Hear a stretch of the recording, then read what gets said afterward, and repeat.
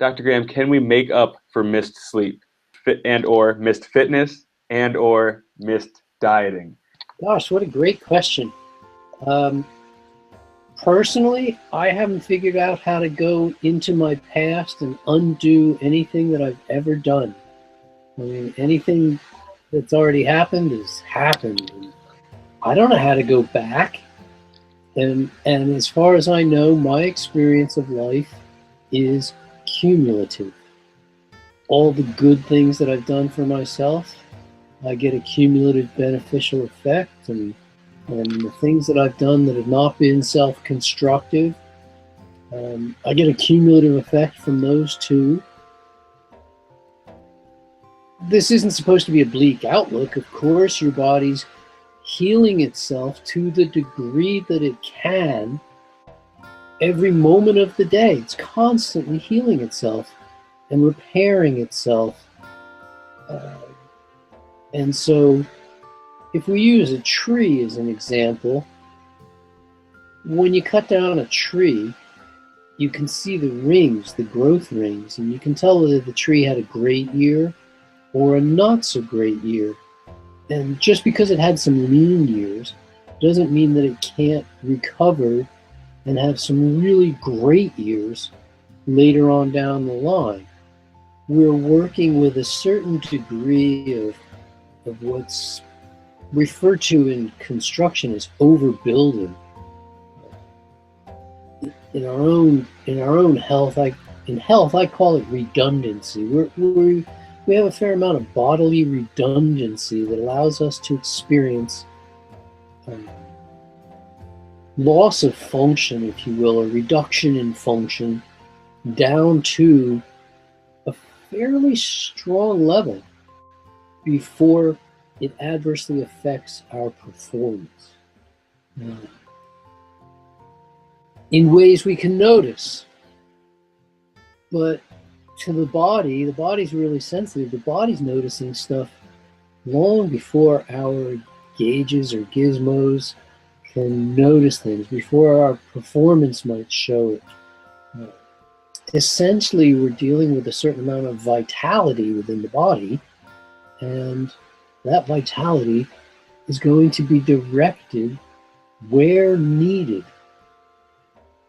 Body's brilliant this way and does all the things that need to be done as they need to be done, as long as there's energy to do so, or vitality to do so. A good way to think of this in modern terms is to think in terms of bandwidth. And you can only do as much as you have the bandwidth to be able to do. You can only do as much at one time. If I was an octopus, I could probably throw 8 balls in the air and catch all 8, one with each tentacle. But it would be pretty simple. But for me, I can only throw 2 in the air, one with each hand, and catch the 2. If I throw 8 in the air, at least 6 of them are going to end up on the ground very quickly.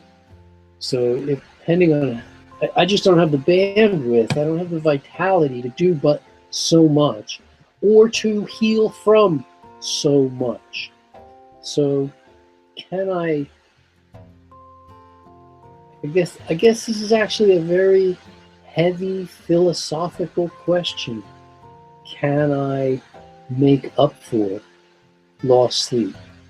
Well, in a sense you can, because you can catch up on sleep. Let's say you lost a bunch of sleep for some project, or because your house got destroyed in a hurricane or tornado or something, and there was trauma, a fire, or somebody needed you to care for somebody. I don't know what, caused, maybe for some reason you missed sleep 3, 4, 5, 6 nights in a row, or a couple of months worth of really sleep deprivation. And finally you get the chance to catch up, and you actually give yourself that chance. You start going to bed at 7 o'clock at night and not getting out of bed until 7 the next morning because you need to sleep. And you do that for 4, 5, 6, 7 nights in a row, and then all of a sudden you start waking up at 6, and then at 5, and then at 4, realizing, hey, I don't need all that sleep anymore. And essentially, you've caught up. So, in a sense, you could say, yes, I've made up for the lost sleep. But in another sense, your body can only create so much health. It can only create so much vitality. It can only recover to such a degree from the various things that happen to it. And so, if that sleep deprivation in some way left you compromised, and there has to be a price.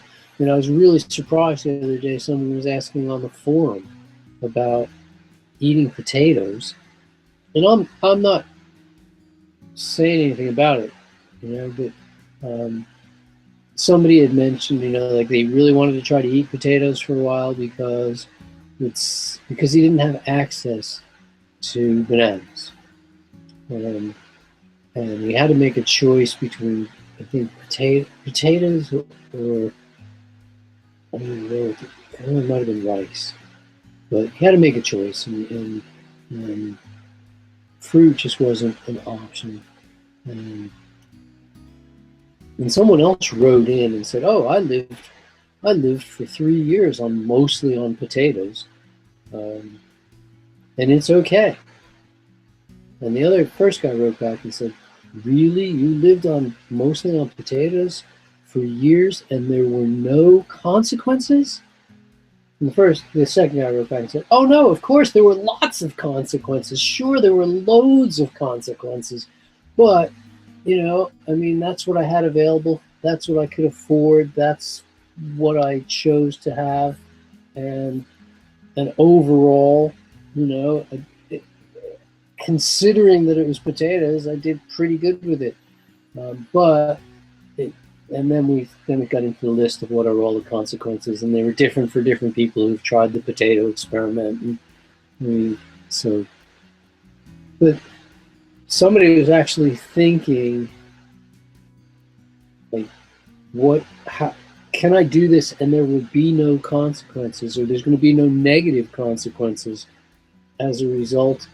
Am I essentially getting away with it? No, there is no getting away with it.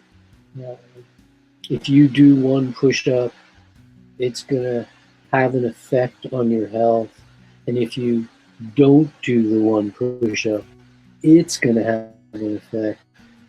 Let alone eat the one bite or the one meal or the 1 month or the 1 year cooked food. I mean, is it a big deal if you eat a string bean that's been steamed?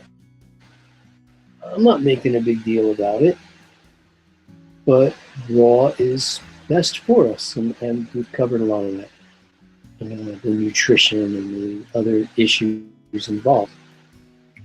So in the same sense, can you make up for? Not.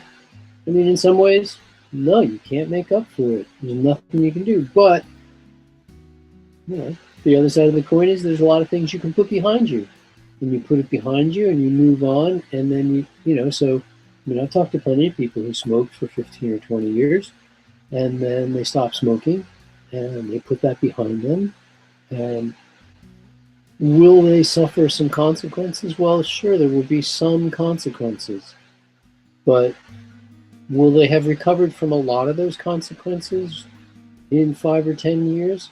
Very likely. In terms of medical science, the doctors aren't finding huge differences in people who never smoked from people who gave up smoking more than 10 or 15 years ago. As long as they hadn't done what was considered irreparable damage, so that they ended up with emphysema or so close to it that it was going to eventually happen anyway. The age-old question is, how much can I get away with before I, do irreparable damage? And this is a question not only that it doesn't interest me, I don't want to find out. Okay, I've built a house of cards with 52 cards, 4 cards per story, and I'm 13 stories up with this house of cards. I wonder how hard can I push against the side of it before the whole thing is going to come tumbling down. Well, I don't want to know. I don't want to know how hard can I push the limit of my health until the whole thing comes tumbling down. And I don't recommend anybody do that experiment. Oops, the whole thing just came tumbling down. Because the beauty of 80-10 is we feel superhuman. We feel bulletproof. We feel like Superman and Superwoman, and it's just a spectacular feeling. But in order to feel that way, you've got to take that kind of care of yourself. Or you very quickly find out that instead of Superman, you're just mortal man. And it's terrible feeling like mortal man. I've got 3 friends this week who spent the last 4 days in bed with a cold. 4 days in bed, okay, getting well from a cold. And when you get a cold, you gotta do you do the crime, you do the time, as the expression goes. And if you don't get enough sleep, or you're not eating enough citrus in the cold weather, or whatever it is, some kind of vitamin C fruits, and you're not getting outdoors time, and you're not getting your exercise because it's a high stress period in the year, and the next thing you know, you break down, and then the whole house of cards has already tumbled, and so you got to build up that. It's a heavy philosophical question. On one side, yes, you can recover. On the other side, no. What's done is done.